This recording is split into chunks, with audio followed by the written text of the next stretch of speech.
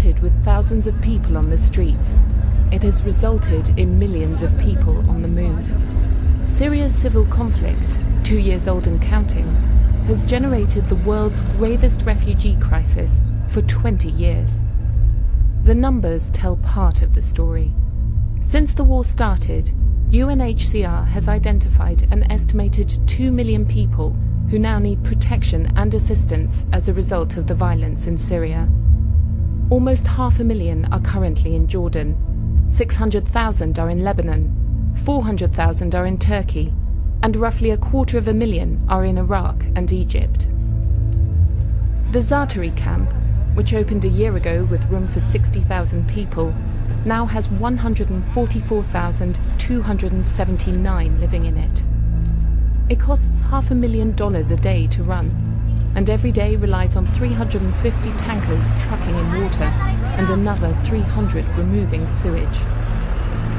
From nowhere, it is suddenly Jordan's 4th largest city.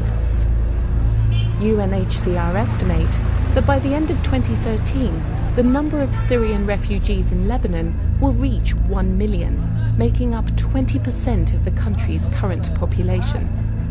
In Turkey, a projected 300,000 refugees will be living in camps by the end of 2013.